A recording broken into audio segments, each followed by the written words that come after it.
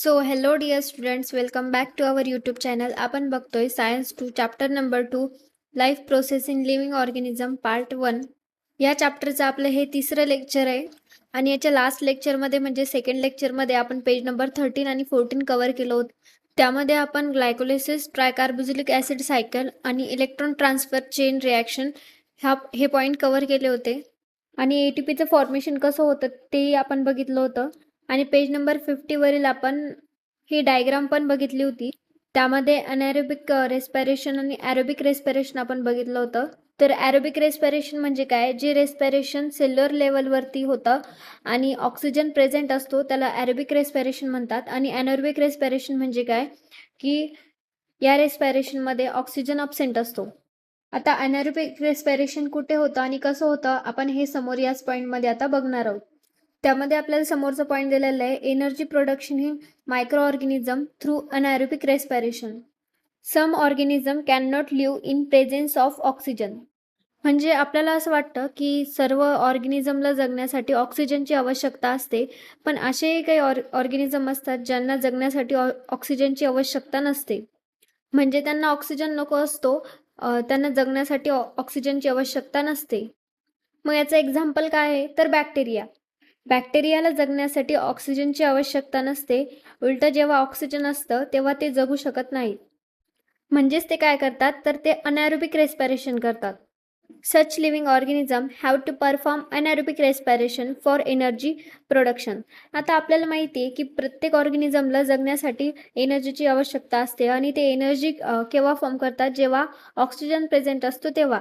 पण आता काही ऑर्गॅनिझम असे असतात की जे जेव्हा ऑक्सिजन अब्सेंट असतो म्हणजे अनॅरोबिक रेस्पिरेशनमध्ये ते एनर्जी प्रोडक्शन करतात.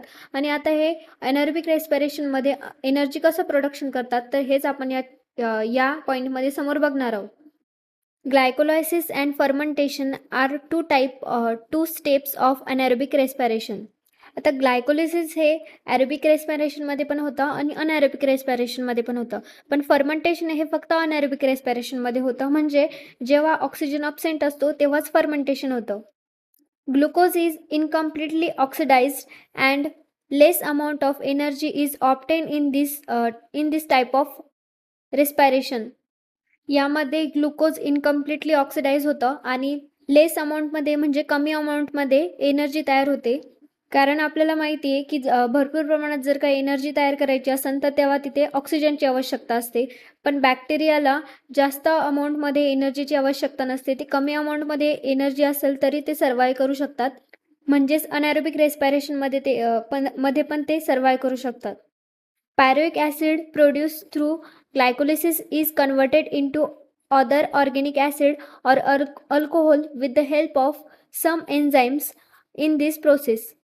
आता फर्मेंटेशन म्हणजे काय, तर आपल्याला जे काही पायरुविक ॲसिडचे मॉलिक्यूल मिळतात जेव्हा ग्लुकोज ग्लायकोलिसिस प्रोसेस झाल्यानंतर ऑक्सिडाइज होतं, तेव्हा ग्लायकोलायसिस प्रोसेसमधून आपल्याला पायरुविक ॲसिडचे मॉलिक्यूल मिळतात.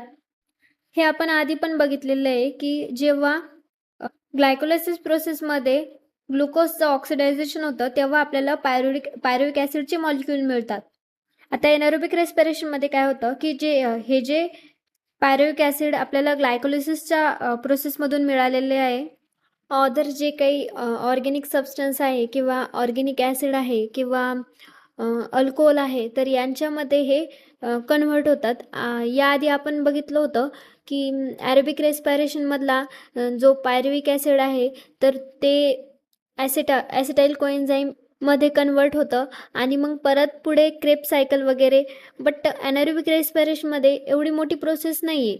याच्यामध्ये फक्त जे पायरुविक ॲसिड आहे तर ते बाकी जे ऑर्गॅनिक ॲसिड आहे किंवा अल्कोहोल आहे किंवा ॲसिटिक ॲसिड आहे याच्यामध्ये ते कन्वर्ट होतं.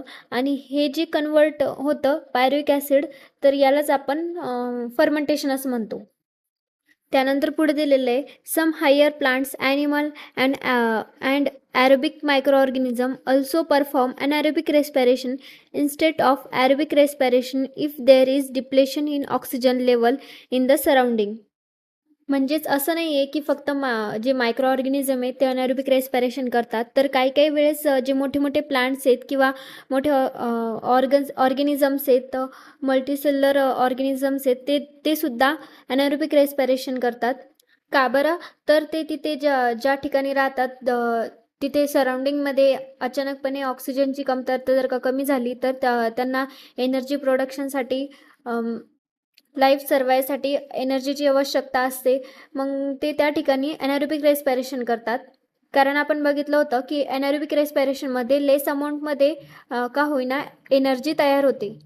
For example, seed perform anaerobic respiration if the soil is submerge under water during germination. आता जर्मिनेशन म्हणजे काय आपल्याला माहितीच आहे की एखादं सीड ज्याच्यापासून प्लांट तयार होत असतं, त्यातून अंकुर बाहेर येत असतो, त्याला आपण जर्मिनेशन म्हणतो. तर आता जेव्हा आपण सॉईलमध्ये सीड लावतो आणि तेव्हा जर का वॉटर लेवल त्या सीडच्या वर असेल, तर जेव्हा जर्मिनेशन होतं तेव्हा ते सीड ॲनारोबिक रेस्पिरेशन परफॉर्म करत असतो. Similarly our muscle cell also perform anaerobic respiration while performing the exercise. म्हणजेच आपले जे मसल सेल असतात ते पण केव्हा केव्हा ॲनारोबिक रेस्पिरेशन करत असतात. तर का बरं? Due to this less amount of energy is produce.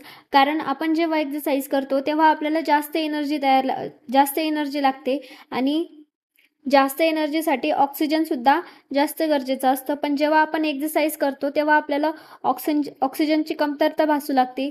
मग लेस अमाऊंटमध्ये ऑक्सिजन जर का मिळालं तर मग लेस अमाऊंटमध्ये एनर्जी तयार होते. Less amount of energy is produced in our body and lactic acid accumulate due to which we feel tired. आणि जे आपल्या बॉडीमधलं लॅक्टिक ॲसिड आहे ते अक्युमुलेट झाल्यामुळं आपण टायर्ड फील करतो, म्हणजे आपल्याला थकवा जाणवतो. त्याच्यामुळे आपली जी बॉडी आहे ती, आपले जे मसल्स आहेत ते ॲनारोबिक रेस्पिरेशन परफॉर्म करतात. आता आपण इथे डायग्रामच्या मदतीनं पाहू की ॲनारोबिक रेस्पिरेशनमध्ये एनर्जी कशी प्रोड्यूस होते. सो फर्स्ट इथे आहे ग्लुकोज, त्याला आपण कार्बोहायड्रेट सुद्धा म्हणतो. आता ग्लुकोजचं ऑक्सिडायझेशन होईल ग्लायकोलिसिसमध्ये, त्यामधून आपल्याला पायरुविक ॲसिड मिळेल. तर आता इथे 3 प्रकारचे पायरुविक ॲसिड आपल्याला दिलेले आहेत. तर का बरं? की इथे 3 प्रकारच्या एनर्जी आपल्याला लास्टमध्ये फॉर्म होणार आहेत. म्हणजे एकतर हे होईल किंवा हे होईल किंवा हे होईल. ओके, तर तिन्ही वेगळे वेगळे आहेत. त्याच्यामध्ये फर्स्ट दिलेलं आहे पायरुविक ॲसिडचं फर्मेंटेशन होतं, त्याच्यापासून अल्कोहोल बनतं. आणि लास्ट दिलेलं आहे आपल्याला ईस्ट. सेकंड मेथडमध्ये पायरुविक ॲसिडचं फर्मेंटेशन होतं, त्याच्यापासून डिफरंट प्रोडक्ट प्रोड्यूस होतात, विनेगर, विटॅमिन्स एक्सेट्रा, आणि नंतर व्हेरियस मायक्रोब्स. त्यानंतर थर्ड स्टेपमध्ये दिलेलं आहे पायरुविक ॲसिडचं फर्मेंटेशन होतं, त्यानंतर लॅक्टिक ॲसिड तयार होतात, त्याच्यानंतर इरिथ्रोसाइट्स आणि मसल सेल. ओके, नंबर 16 वरती आपल्याला कॅन यू टेलमध्ये काही 2 क्वेश्चन विचारलेले आहेत. तर first is which type of cellular respiration perform complete oxidation of glucose. म्हणजे कोणत्या टाईपच्या सेल्युलर रेस्पिरेशनमध्ये ग्लुकोजचं कम्प्लीट ऑक्सिडेशन होतं. तर आपल्याला माहिती आहे की जेव्हा ॲरोबिक रेस्पिरेशन होतं तेव्हा ग्लुकोजचं कम्प्लीट ऑक्सिडेशन होतं म्हणून, आणि जेव्हा अनॲरोबिक रेस्पिरेशन असतं तेव्हा ग्लुकोजचं इनकम्प्लीट म्हणजे कम्प्लीट ऑक्सिडेशन होत नाही. त्यानंतर सेकंड क्वेश्चन विचारलेला आहे which cell organelles is necessary for complete oxidation of glucose. म्हणजे कोणत्या सेलमध्ये ग्लुकोजचं कम्प्लीट ऑक्सिडेशन होतं. तर आपण हे मागे बघितलं होतं की मायटोकॉन्ड्रियामध्ये ग्लुकोजचं कम्प्लीट ऑक्सिडेशन होतं म्हणून. त्यानंतर आपला नेक्स्ट पॉईंट आहे energy from different food components. म्हणजे डिफरंट फूड कंपोनंट्समधून एनर्जी प्रोडक्शन कसं होतं किंवा कोणत्या प्रकारे होतं ते आपण याच्यामध्ये बघणार आहे. तर excess of the carbohydrate are stored in the liver and muscles in the form of glycogen. म्हणजे आपल्या बॉडीमध्ये जे एक्स्ट्राचं कार्बोहायड्रेट असतं तर ते आपल्या लिव्हरमध्ये, आपल्या मसल्समध्ये स्टोअर करून ठेवलं जातं ग्लायकोजनच्या फॉर्ममध्ये. नंतर what is the source of protein, what are they made up of. तर याचा आन्सर आपल्याला खाली दिलेल्या पॅराग्राफमध्ये मिळणार आहे, तर ते आपण बघूया. तर protein are the macromolecule form by bonding together many amino acids. म्हणजे जे प्रोटीन आहे तर प्रोटीन अमायनो ॲसिडच्या बॉन्डिंगनी तयार होतात. म्हणजे जेव्हा खूप सारे अमायनो ॲसिड्स एकत्र येतात तेव्हा त्यांचा एक बॉन्ड तयार होतो आणि त्याच्यापासून प्रोटीन तयार होतं. नंतर protein of animal origin are called as first class protein. जे ॲनिमलपासून प्रोटीन आपल्याला मिळतं, म्हणजे आपण नॉनव्हेज खातो तर त्यातून जी प्रोटीन आपल्याला मिळतात तेव्हा त्याला फर्स्ट क्लास प्रोटीन असं म्हणलं जातं. We get 4 kilo calorie of protein per gram of protein. We get 4 kilo calorie of energy per gram of protein. आपल्याला आपण 1 ग्राम प्रोटीन जेव्हा खातो तेव्हा आपल्याला 4 किलो कॅलरी एनर्जी त्यामधून मिळते. नंतर amino acid are obtain after digestion of protein. तर आपल्याला अमायनो ॲसिड कुठून मिळतात, तर ते जेव्हा आपण एखाद्या फूड स्टफ आपण खातो त्या फूडमधून जर प्रोटीन असेल तर ते आपण फूड खाल्ल्यानंतर ते प्रोटीनचं डायजेशन होणार आणि प्रोटीनचं डायजेशन झाल्यानंतर अमायनो ॲसिड तयार होतात. नंतर those amino acid are absorb in the body and transported up to each organ and cell via blood. म्हणजे जे काय अमायनो ॲसिड्स आहेत ते आपल्या बॉडीमध्ये ॲब्झॉर्ब होतात आणि प्रत्येक ऑर्गनमध्ये ट्रान्सफर केले जातात व्हाया ब्लड. आता आपल्या बॉडीमध्ये काही गाड्या वगैरे नसतात ते ट्रान्सपोर्ट करण्यासाठी, तर ते कसं ट्रान्सपोर्ट होतं, तर ब्लड थ्रू ट्रान्सपोर्ट होतं. नंतर from this amino acid organs and cells produce various protein necessary for themself and the whole body. आता जे प्रत्येक ऑर्गनकडे जे अमायनो ॲसिड गेलेले होते तर ते काय करतील, ते अमायनो ॲसिड त्याला लागतील त्या प्रकारे प्रोटीन तयार करतील आणि ती पूर्ण बॉडीमध्ये पाठवलं जाईल. आणि समोर दिलेलं आहे those example are given in the following diagram. आता अमायनो ॲसिडपासून कोणते ऑर्गन कोणतं प्रोटीन तयार करतात ते आपल्याला खाली दिलेलं आहे. तर स्किन तयार करते मेलॅनिन आणि केरेटिन, बोन्स तयार करतात ऑसिन्स आणि सेल्स तयार करतात various protein of cell membrane, various enzymes आणि पॅन्क्रियास तयार करतात इन्सुलिन, ट्रायप्सिन. नंतर पिट्युटरी ग्लँड तयार करतात व्हेरियस हॉर्मोन्स आणि मसल्स तयार करतात ॲक्टिन अँड मायोसिन फ्लेक्झिबल प्रोटीन आणि ब्लड तयार करतात हिमोग्लोबिन आणि अँटीबॉडीज. त्यानंतर आपल्याला समोर दिलेलं आहे can you recall from where do we obtain the lipids. आता आपल्याला लिपिड्स कुठून मिळतात, तर आपल्याला खाली जो पॅसेज दिलेला आहे त्यामध्ये आपण ते बघूया. The substance formed by specific chemical bond between fatty acid and alcohol are called as lipid. म्हणजे जे सबस्टन्स फॅटी ॲसिड आणि अल्कोहोल यांच्या एका स्पेसिफिक केमिकल बॉन्डिंगनं तयार होतं त्याला आपण लिपिड असं म्हणतो. आणि नंतर digestion of lipid consume by us in nothing but their conversion into fatty acid and alcohol. म्हणजे मग आपण जे लिपिड खातो जेव्हा त्याचं डायजेशन होतं तेव्हा आपल्या बॉडीमध्ये त्याचं कन्व्हर्जन होतं. परत हे जे ॲसिड आणि फॅटी ॲसिड आहे ते सेपरेट होतात. Fatty acid are absorb up and distribute everywhere within the body. आणि जे काय ॲसिड आपल्या बॉडीमध्ये ॲब्झॉर्ब केले जातात आणि ते आपल्या सगळ्या बॉडीमध्ये नंतर डिस्ट्रीब्यूट केले जातात. आणि या फॅटी ॲसिडमधून ज्या सेलला जे काही नेसेसरी असेल ते सबस्टन्स ते प्रोड्यूस करतात. For example the molecules called as phospholipid which are essential for producing plasma membrane are form from fatty acid. मग ज्या सेलला ज्याची आवश्यकता असेल तो सेल त्याप्रमाणे लिपिड घेईल आणि आपल्या सेलमध्ये जे आवश्यक आहे तर ते तयार करेल. मग अशाच पद्धतीने फॉस्फोलिपिड्स जे आहेत तर ते सेलमध्ये जे प्लाझ्मा मेम्ब्रेन असतं तर ते बनवण्यासाठी उपयोगी पडतं. आणि आपण फॅटी ॲसिडपासून जे काही सेल फॅटी ॲसिडपासून बनवतात आणि अशा प्रकारे ही प्रोसेस केली जाते. नंतर besides fatty acid are use for producing hormone like progesterone, estrogen, testosterone, aldosterone etcetera. आता जे काय फॅटी ॲसिड आहे त्याच्यापासून काही हॉर्मोन्स बनवले जातात like progesterone, estrogen, testosterone, aldosterone या असे हॉर्मोन्स फॅटी ॲसिडपासून बनवले जातात. And the covering around the axon of nerve cell we get 9 kilocalorie of energy per gram of lipid. Excess of lipid are stored in adipose connective tissue in the body. म्हणजे nerve सेलच्या ॲक्झॉनची जी cover बनवण्यासाठी fatty ॲसिडचा वापर केला जातो आणि जे लोक जास्त फॅटी असतात त्यांच्यामध्ये लिपिड्स हे ॲडिपोज कनेक्टिव्ह टिश्यूमध्ये स्टोअर करून ठेवलं जातं. त्यानंतर पेज नंबर 17 वरती आपल्याला काही थिंकमध्ये काही सांगितलेलं आहे.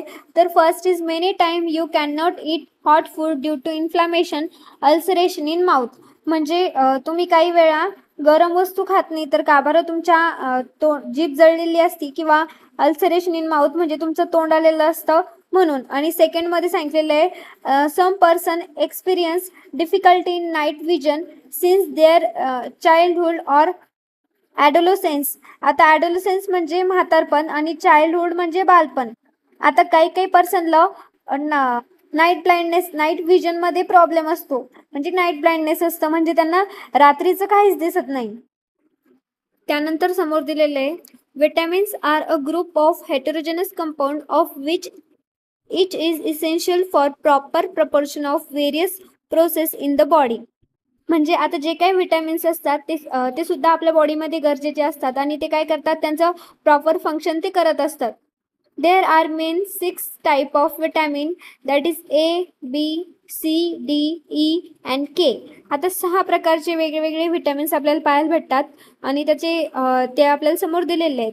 Out of this A, D, E and K are fat soluble. आता जे काय A, D, E आणि K असतात ते फॅट सोल्युबल असतात म्हणजे ते फॅटमध्ये आपल्याला पाहायला भेटतात. Whereas B and C are water soluble आणि जे B आणि C असतात ते वॉटर सोल्युबल असतात. We have seen that FADH2 NADH2 are produce in process like glycolysis and Krebs cycle. आता आपण NADH2 FADH2 हे प्रोड्यूस केलं होतं कशामध्ये ग्लायकोलिसिसमध्ये आणि क्रेब्स सायकलमध्ये. आपण ते लास्टमध्ये बघितलं होतं. Vitamins like riboflavin, vitamin B2 and nicotinamide, vitamin B3 respectively are necessary for their production. आणि हे बनवण्यासाठी विटॅमिन B2 आणि विटॅमिन B3 ची आवश्यकता असते. त्यानंतर समोर दिलेलं आहे there is about 65 to 70% water in our body. म्हणजे आपल्या बॉडीमध्ये 65 to 70% हे वॉटर असतं. It cell contain 70% water weight by weight. म्हणजे जी प्रत्येक सेल असती तर त्याच्यामध्ये 70% हे वॉटर असतं. आणि blood plasma also content 90% of water. आता ब्लड प्लाझ्मा म्हणजे काय तर ब्लडमधून जे RBC गेल्या नंतर जे काय आहे त्याला म्हणतात जे काय उरतं त्याला म्हणतात ब्लड प्लाझ्मा. तर ब्लड प्लाझ्मामध्ये पण 90% वॉटर असतं. नंतर functioning of cell and thereby whole body distribute even if there is a little loss of water from the body. म्हणजे आपल्या बॉडीमध्ये जर का थोडं जरी पाणी कमी झालं तर सेल प्रॉपर फंक्शन करत नाही आणि सेलनं जर का प्रॉपर फंक्शन केलं नाही तर आपली पूर्ण बॉडीचं फंक्शन बिघडून जातं. म्हणून मग hence water is and essential nutrient. म्हणून पाण्याला हे इसेन्शियल न्यूट्रिएंट म्हणून ओळखलं जातं. Along with all above mentioned nutrient, fiber are also essential nutrient. आणि हे जे सगळे न्यूट्रिएंट आहे त्याच्यामध्ये जो फायबर आहे तो सुद्धा एक इम्पॉर्टंट न्यूट्रिएंट आहे. पण in fact we can not digest the fibre. पण आपण फायबर डायजेस्ट करू शकत नाही. तर मग आपलं फायबरचं काय वर्क आहे कसं वर्क आहे आपल्या बॉडीमध्ये तर हवेवर they help in the digestion of other substance and egestion of undigested substance. पण ते स्वतः डायजेस्ट होऊ शकत नाही पण ते अदर सबस्टन्सला डायजेस्ट करण्यात मदत करतं आणि जे अनडायजेस्टेड सबस्टन्स आहे त्याला सुद्धा ते डायजेस्ट करण्यात मदत करतं. We obtain the fibre from leafy vegetable fruit cereals etcetera. आणि आपल्याला फायबर कशामधून भेटतं तर लिफी व्हेजिटेबल्समधून फ्रुट्समधून आणि सेरेल्समधून.